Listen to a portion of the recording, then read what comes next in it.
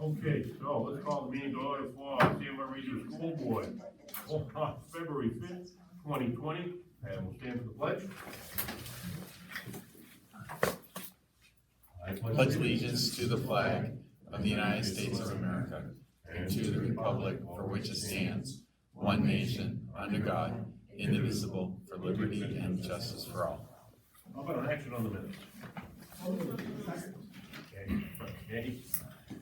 Get that all right there? So this was kind of like, all right, any adjustments, changes? Okay. Any further discussion? No? All in favor? Aye. All right. Aye. Oh, in fact, we need to, Oh, yeah, I forgot about that.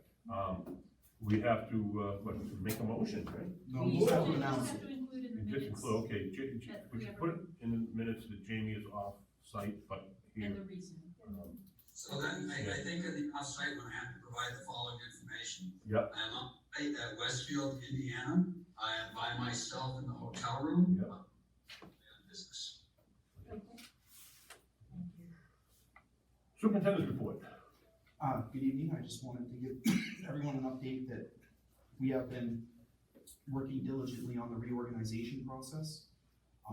Staff, the administration has been working hard on placing staff for next year in preparation of the March 15th date. March 15th is the date that we'll be telling teachers not only where they'll be teaching, but or what role they'll be teaching in and what school, but what location. We're also working hard to prepare plans for packing and moving for the teachers who are moving from Memorial to Bakey and from Bakey to Memorial and to the middle school. And Matt Angel has been working diligently to finalize the plans for the bathrooms to be completed at the high school, and the locker room and the main office is close to looking like a main office. It was interesting because as they got the main office roughed out, it became clear that a couple of changes would have to happen in the plan. Looks great on paper, but when you start building walls, you can see how it really feels. So they're bringing that to the facilities committee for considerations. We took a tour of it. Oh, you did tonight? Okay, great. So I just wanted to thank Matt. I also just wanted to take a moment to say that Mrs. Gutterman should be having some big announcements soon. We're waiting any day to hear about her baby. Oh. So that's very exciting. And then the last piece is Patty has been working really hard on the math curriculum. We had a great meeting with a consultant about engaging math instruction and looking at a completely different approach to math to try to fix that problem. So it's really, really going great. And the last piece is Motivis is a company that focuses on grading software to help with communication to parents. I've met with them as well. So I just wanted you to hear that I met with the math consultant myself to talk about what the expectations are. And then I also met with the Motivis folks to make it clear what the expectation around the parent component of the grading system, that you would know if your kid's at grade level, and you'd know how they were doing in relationship to their peers, and there should be a narrative about what you can do to help your child, regardless of whether or not they're really highly academically, motivated and succeeding, or struggling, or in the middle. Every kid needs support, and parents need to know what to do to support them. And Motivis was very excited and open to that concept of that being a simple single page for parents to go to, and then have more information behind that in a three-dimensional look. We'll be talking about this more at the ISA committee coming up soon. So in terms of the superintendent's report, that's kind of all the big exciting stuff that's been going on, and I think we're looking forward to a lot of progress in the next 4 months toward our goals. Pete, good question. The math program, is that something that's a seasoned program that's been around, that's been used? No, it's not. It's an approach that combines a lot of the elements that we've talked about on the ISA committee regarding students needing to have core skills and then the application of those skills. And I would say that it's more congruent with balance between the experiential program that we have now, which was a new program, and a mix of things that we would consider to be traditional, and then applying those traditional things. So there'll be a lot more coming out about this. I'd like to let Patty kind of take the lead on that, Jim. I just got one more question. What evidence do you have that it works? Well, that's what we'll be talking about in the Okay. future. Yeah. I'm not taking the charge on that, I'm just saying that we found something that we think would make a big difference. Committee reports, policy. Policy met tonight for 30 minutes, reviewing some policies. You'll see at our next meeting, our next board meeting, and our next policy meeting is March 4th at 4:45. Lisa? The Excellence in Student Achievement Committee met on January 22nd. In attendance, myself, Ms. Alessio, Mr. Fitzpatrick, Mr. Ambrose, Dr. Haynes, Mr. Stack, Mr. Dawson, and Ms. Levitt. The portrait of a graduate is projected to be ready for presentation in February or March. Feedback has been positive, but there have been some scheduling difficulties. Test data for 2018-2019 was released finally from New Hampshire Department of Education and will be included in the annual report tonight for the deliberative session. In general, grades 3 through 8 scores were at or above state average for English language RTLA, roughly in the 64 to 68% range. That's rough, some higher, some lower, different grades. For math, grades 3 through 7 are generally also in that range, but they do drop in 8th grade. Both ELA and math scores drop markedly between 8th and 9th grade and remain low in 10th and 11th grade. Added intervention and changes in instructional practices are some strategies that are expected to help with ELA, especially in the early grades. Mr. Ambrose noted that K through 2 are target areas to improve student learning and writing abilities, as those are crucial foundational skills for learning. Math intervention is also being employed in the high school in grades 9 and 10, targeting students just under proficiency. Other efforts are underway to assess the reason for the underperformance in math and develop a remedial plan. Mr. Ambrose reported on a meeting with the Math Professional Learning Community, PLC, which has already made some changes to better realign curriculum for the SAT content. They discussed the possibility of offering Algebra 1 in 8th grade instead of 9th grade, where it has historically been offered, and better utilization of student test data such as NEWA and WEA. The Math PLC has been charged with developing a plan for presentation to the board. Mr. Ambrose stressed that the goal is not to perform at statewide average. The goal is to have about 80% of students at or above grade level, and 20% performing no more than 1 to 2 grades below, but still achieving a year's growth. Discussion continued from our last meeting about the AP program. In light of stricter class admission criteria, I emphasize the need for student and parental involvement in the class selection decision, particularly if a teacher has withheld a recommendation. Ms. Levitt outlined the process, which allows for this. Mr. Stack raised the question of summer work under teacher supervision, which would require additional compensation. Ms. Alessio cautioned against year-round schooling, which she does not support. Mr. Fitzpatrick and Mrs. Mahoney agreed with her stance on year-round schooling, but voiced their support for supervised summer work for AP classes. Andy Collier of Newton stated that the student performance scores are heartbreaking and is glad that the district is looking into the dramatic increase between 8th and 9th grade. She also supports a summer work option for students. Our next meeting is a week from today, February 12th at 4:45 here in room 102. And I'll just add that that next meeting on the agenda is the math program, and some of the questions that Mr. Baker asked will be addressed. So Dr. Haynes will come and present that to the board with the ISA committee when we're ready to finally move forward. Facilities. Facilities met today. We had a tour of the renovations being done in the high school for the middle school. I'll give the rest of the report at our next school board meeting. The next facilities meeting is March 4th at 3:45 p.m.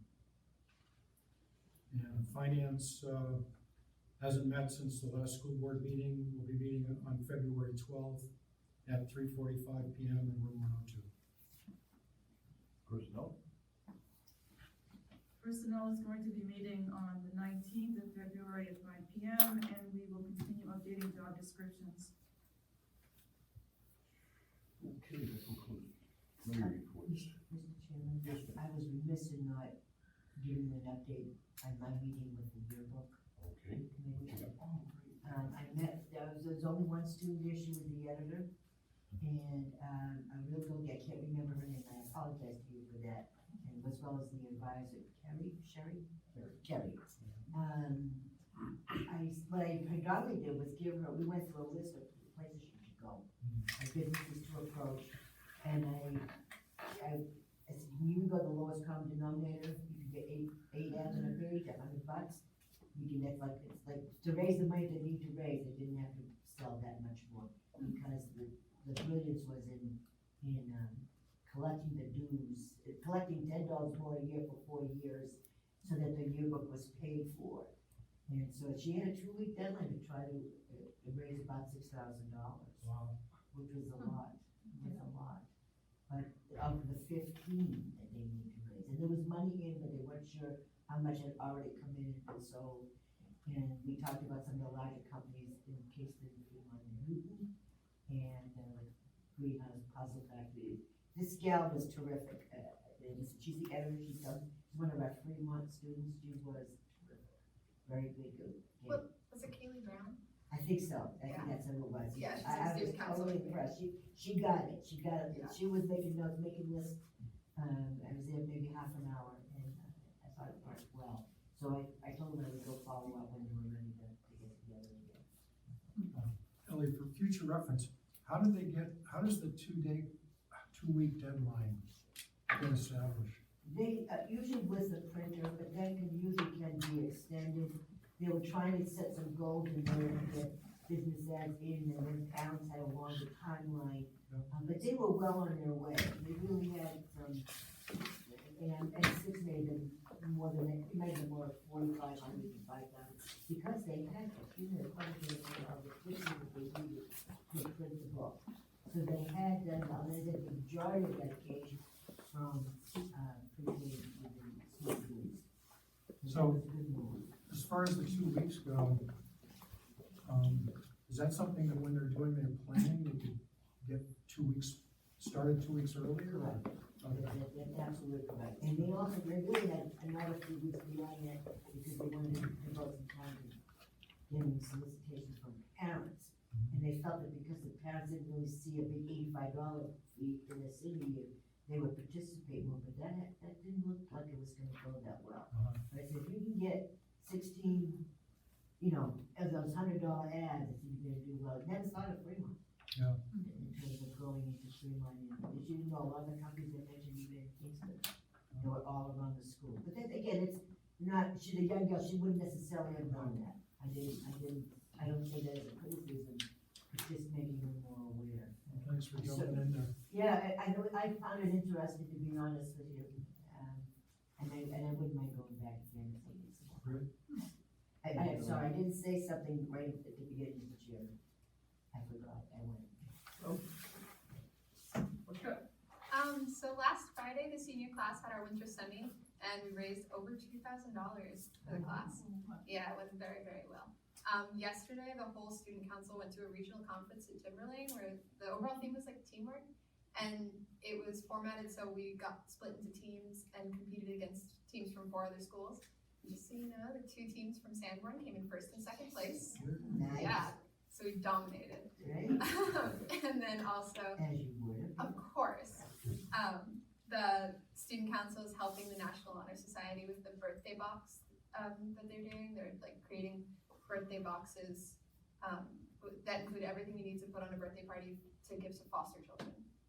So yeah, student council is making one of those to help with that. Public comment from the public? I'm good, thanks. Old business. Policy number. IHBA. Yes, we just revised IHBA. I'm sorry to torture you by bringing it to you again, this meeting. I just need a motion to strike one of the legal references, appendix IHBAA-R. I checked with Jody Gutterman, Student Services Director, and she tells me that we don't have that policy in the manual. It's actually an evaluation procedure that they use internally at the Student Services Office. It's called Special Education Evaluation Procedures. It's not a policy. The school board recommends that we not have it in our manual. It's actually established by federal and state law and not a matter of board policy. So I am requesting a motion to strike that reference in this policy. So moved. On first and second read. Second. Any discussion? All in favor? Thank you. Thanks, Jamie.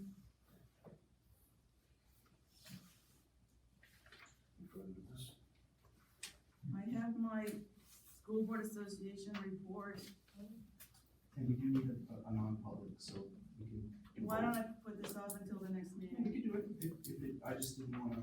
we've It'll got take another 3 hour. minutes, it'll take 3 minutes. Yeah, that's fine. So I attended the School Board Association Assembly in January, and Rochester School Board was named School Board of the Year. They gave a presentation. Many of their practices are already part of our programming: individualized instruction, project-based learning, 3D printers, makerspace, and college courses. Rochester has the advantage of a new technology center, which has its own bank and a full-service restaurant accessed by culinary arts students.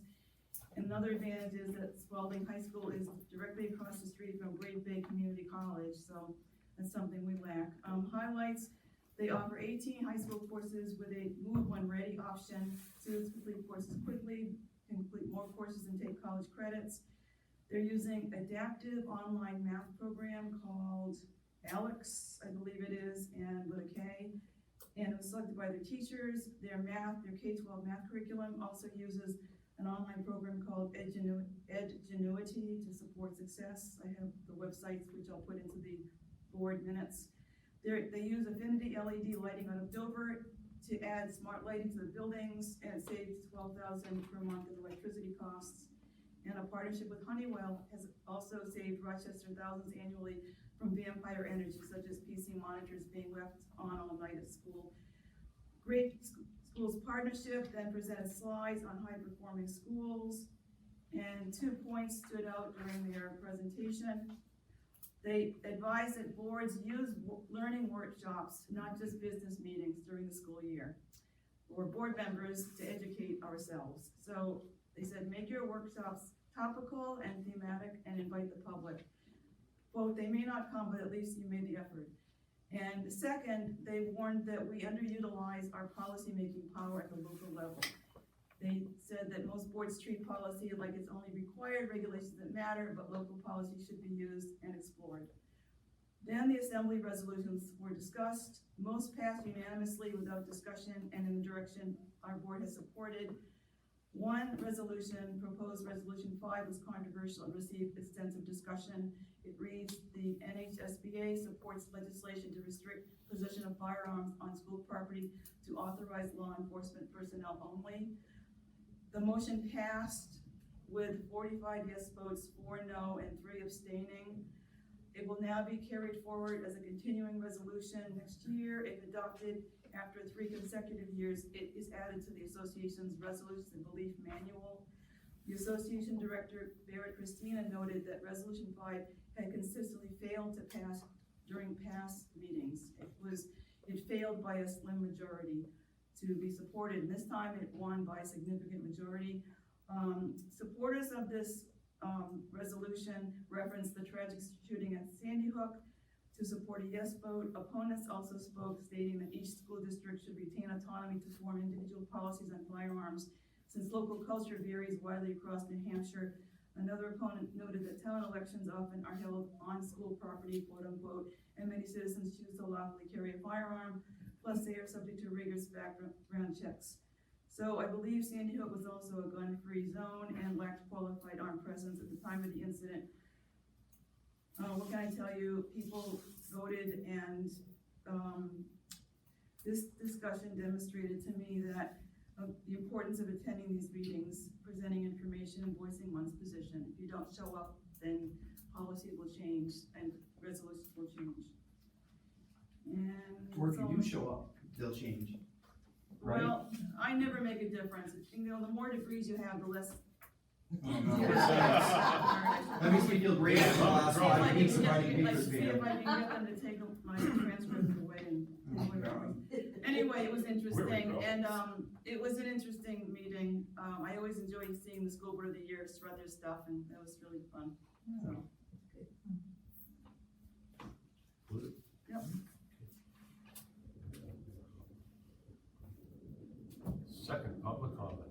so good. You sure? There's a big chance to shine. I know. Okay, Sorry, let you down. okay. I guess the thing we have on the next meeting agenda, I don't know, does anyone have anything? All right, do we have We'll anything to talk have about? policies, We'll have policies. Yeah. And more policies. yeah. Because we do the policies, like Will said, no one has ever seen, he has never seen a district do better with policy ever in his career. That's what Will Phillips said. Thank you, Karen.